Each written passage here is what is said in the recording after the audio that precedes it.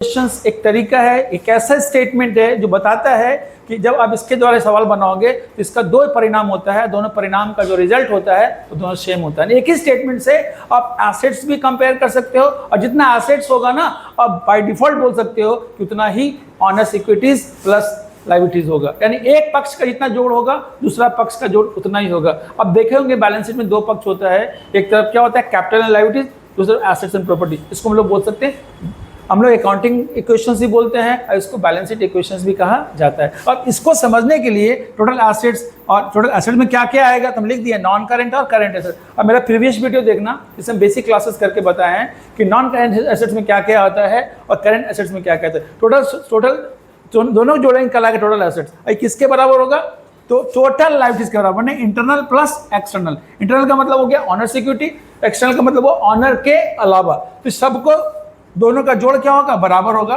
वो accounting equation बताएगा कि दोनों का जो समीकरण है इसी को बैलेंस शीट इक्वेशन बोलते हैं। और सबसे मेन फंडा इसका यही है कि ये इस चीज को एक्सप्लेन करता है कि totally accounting based on the dual aspect concept. कौन सा ड्यूअल एस्पेक्ट कॉन्सेप्ट, मैंने एक ही स्टेटमेंट से दो पहलू की स्टडी करते हैं और दोनों का जोड़ क्या होता है एक ही होता है, परिणाम क्या होता है एक ही होता है। दैट्स इट, ये हुआ मीनिंग ऑफ अकाउंटिंग इक्वेशन। अब इसको समझने के लिए इसमें क्या क्या एलिमेंट्स है, जैसे लिखे हैं एसेट, एसेट में क्या क्या आएगा, इक्विटीज में क्या क्या आएगा, इसको हम समझाएंगे। इक्विटी कब कब इन्फ्लुएंस्ड होगा वो समझाएंगे।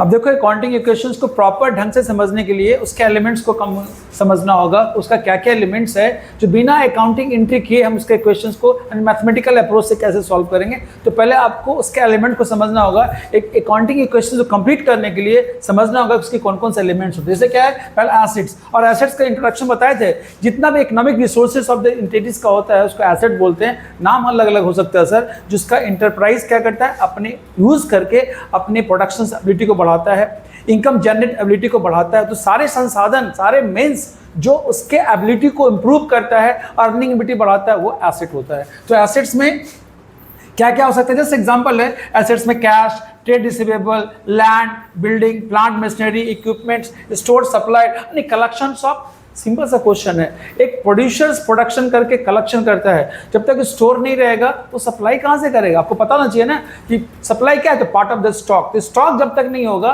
तो सप्लाई नहीं होगा, तो स्टॉक भी उसके लिए क्या हुआ एसेट हुआ। अलग बात है कि एसेट्स कैसा हुआ, करंट एसेट घटता और बढ़ता है। तो ये लिखे स्टोर सप्लाई, तो all are the part of assets. क्योंकि हम लिखे थे अकाउंटिंग इक्वेशंस में टोटल एसेट्स बराबर क्या, तो कैपिटल प्लस टोटल डेब्ट। टोटल डेब्ट का मतलब हो गया डेब्ट प्लस करंट लायबिलिटीज, यानी टोटल लायबिलिटीज बराबर टोटल एसेट। टोटल लायबिलिटीज में क्या क्या आएगा, तो कैपिटल बोलो, शेयर होल्डर फंड बोलो, ऑनर्स इक्विटी बोलो, प्लस आउटसाइड लायबिलिटीज। दोनों का इक्वेशंस का जोड़ क्या होगा बराबर, यानी एक पक्ष टोटल एसेट्स, एक पक्ष टोटल लायबिलिटीज, दोनों का बराबर होगा। लेकिन आपको पहचानना होगा ना सिर्फ एसेट्स में क्या क्या आता है, तो एसेट्स में ये सारी चीज एसेट्स में आया। अब देखो लायबिलिटीज में क्या क्या है, लायबिलिटीज का मतलब होता है क्या है, जब एंटिटी के यहाँ किसी थर्ड पार्टीज का ड्यू है जो इसको फ्यूचर में क्या करना है पे करना है, चाहे वो शॉर्ट टर्म हो या लॉन्ग टर्म हो, they are all called liabilities. तो लायबिलिटी दो तरह का होता है, इंटरनल और एक्सटर्नल। इंटरनल वाले को बोलते हैं हम लोग कैपिटल यानी ऑनर सिक्योरिटी, और बाकी ऑनर के अलावा जो भी कंट्रीब्यूट करेगा ना third parties other than owner, वो कहलाता है आउटसाइड लायबिलिटी। लायबिलिटी में क्या क्या आएगा देखो, तो लोन है, ट्रेड पेबल। तो ट्रेड पेबल में क्या क्या आता है, तो क्रेडिटर्स प्लस बीपी, दोनों का कॉम्बिनेशन को बोलते हैं ट्रेड पेबल। उसके बाद देखो एक्सपेंसेस पेबल, माने इसको हम लोग बोल सकते हैं outstanding expenses. Tax payable, payable का मतलब है क्या हुआ, जो आपको देना है। तो ये ऑल आर द लायबिलिटीज, हमको एक्सपेंस नहीं बोलेंगे, ये ऑलरेडी इनकरेड एज ए लायबिलिटीज होता है। कि मान लो लोन है, तो किसी से पैसा लिए हम, देखो लोन का इफेक्ट क्या होगा। लोन मान लो मैं SBI से लोन ली 10 लाख रुपया, तो क्या एंट्री हो गया, bank account debit to bank loan, तो बैंक मेरा डेटर हो गया, तो बैलेंस शीट चला जाएगा एसेट साइड में, और लोन मेरा क्या होगा लायबिलिटीज हो गया। दोनों का जोड़ क्या होगा बराबर होगा। तो कहने का मतलब है कि लायबिलिटीज एसेट को समझो, लायबिलिटीज का मतलब क्या हुआ, आउटसाइडर जो फर्म को कंट्रीब्यूट किया है, चाहे वो शॉर्ट टर्म फाइनेंस किया हो या लॉन्ग टर्म फाइनेंस किया हो, नेम आर डिफरेंट। तो लोन हो गया, टैक्स पेबल हो गया, एक्सपेंसेस पेबल हो गया, ट्रेड पेबल हो गया, सबके समेशन को क्या बोलते हैं हम लोग लायबिलिटीज बोल सकते हैं, या बोल सकते हैं आउटसाइड लायबिलिटीज, या बोल सकते हैं एक्सटर्नल लायबिलिटीज। टोटल लायबिलिटीज नहीं हुआ, एक्सटर्नल लायबिलिटीज हुआ। उसी में देखो यहाँ पर क्या है, ऑनर सिक्योरिटी, इसको हम लोग कैपिटल के नाम से जानते हैं। तो इस दोनों में क्या अंतर है, अगर प्रोप्राइटर ऑनर फर्म को कंट्रीब्यूट किया है एंटरप्राइज को, that portion is called capital.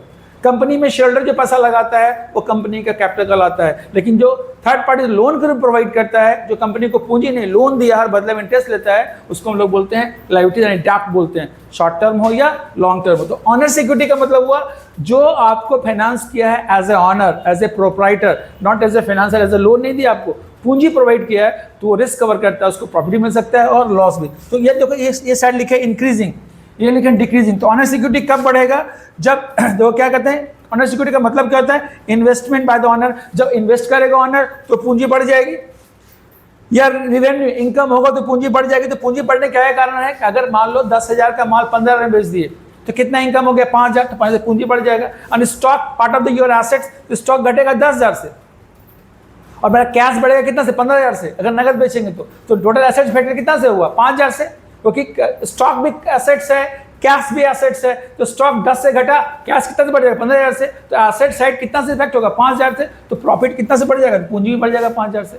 उल्टा होता है कि 10,000 का स्टॉक को 8,000 में बेच देते। सिंपल देखो, सोचो जरा सा, 10,000 के स्टॉक को 8,000 बेचे तो अकाउंटिंग क्वेश्चन बोलता है stock is the part of your assets. तो स्टॉक घटा 10,000 से, लेकिन पैसा कितना आया? 8,000। तो नेट इफेक्ट एसेट 2,000 से तो घट ही गया ना, क्योंकि कैश भी पार्ट ऑफ एसेट्स है, स्टॉक भी पार्ट ऑफ एसेट्स है। तो स्टॉक 10 से घटा, कैश 8 से घटा, तो अभी भी एसेट साइड 2,000 से क्या हुआ? घट गया। इसका नेगेटिव इफेक्ट कहाँ पड़ेगा? तो कैपिटल क्या हुआ? घट जाएगा। लायबिलिटीज नहीं घटेगा। बाहरी लोग जो आपको फाइनेंस किया है, आपके प्रॉफिट लॉस से कोई मतलब नहीं उसको, वो आपको फाइनेंस किया है, पर्टिकुलर डेट को आपसे पैसा रिफंड लेगा और बदले में आपसे इंटरेस्ट चार्ज करेगा। तो जब जब रिवेन्यूज होगा, इनकम होगा, तो कैपिटल क्या होगा? बढ़ेगा। जब जब एक्सपेंस होगा तो ऑनर सिक्योरिटी क्या होगा? घटेगा। जब जब विड्रॉल करेगा, withdrawal in sense I mean to say, जब जब पार्टनर या ऑनर या प्रोप्राइटर पैसा विड्रॉ करेगा फॉर सेल्फ यूज के लिए, प्राइवेट यूज के लिए, तो उसको क्या बोलते हैं? विड्रॉल। तो पूंजी क्या होगा? घटेगा। तो ये ऑनर्स इक्विटीज और लायबिलिटीज दोनों मिलकर क्या बनता है? Total asset. आपको यही लिखाए थे क्वेश्चंस में, हम क्या लिखाए थे कि इसी बात को लिखाए थे कि टोटल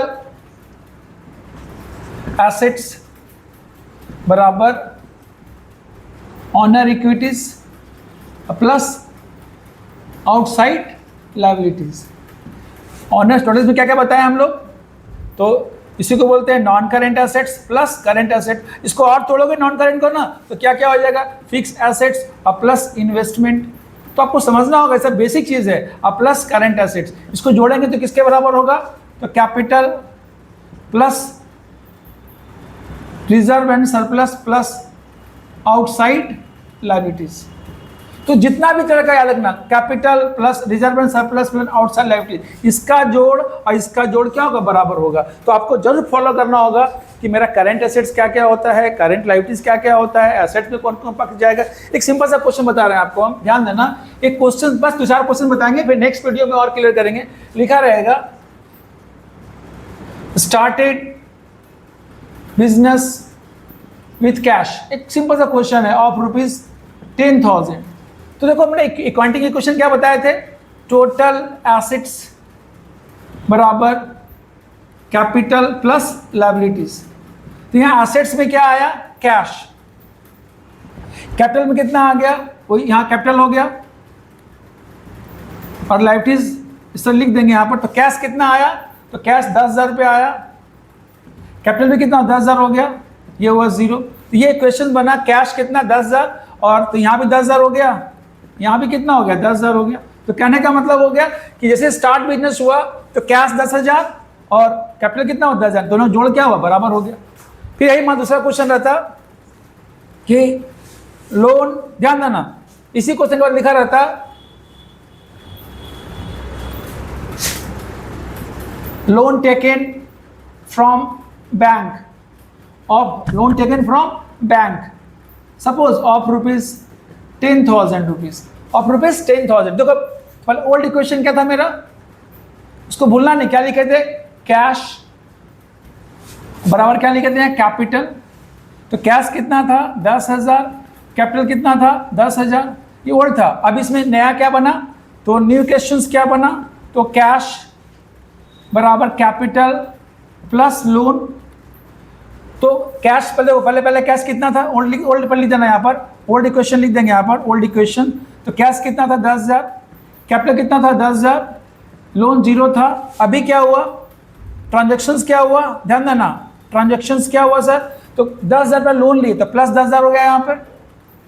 ट्रांजेक्शन क्या हुआ, तो लोन लिया गया 10,000 का, कैपिटल कोई इफेक्ट नहीं पड़ेगा। लोन देने वाला कौन था, तो बैंक, तो लिख देंगे यहाँ पे बैंक लोन, कितना रुपया 10,000।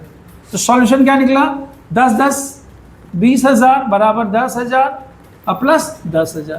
तो यही डिक्लेरेशन है। अगर हम बैलेंस शीट बनाएंगे तो कैश कहाँ लिखेंगे, बैलेंस शीट कैश साइड में, कैपिटल कहाँ लिखेंगे, लायबिलिटी साइड में, और लोन कितना हो जाएगा 10,000। तो ये हो गया न्यू इक्वेशंस। अब तीसरा बनाएंगे, फिर लिखा रहेगा, मान लो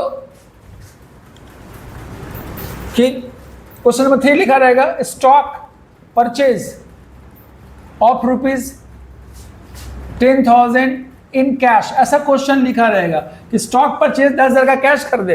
तो पहले ये लिख देना क्वेश्चन तुम्हारे पास जो था, क्या था, तो कैश,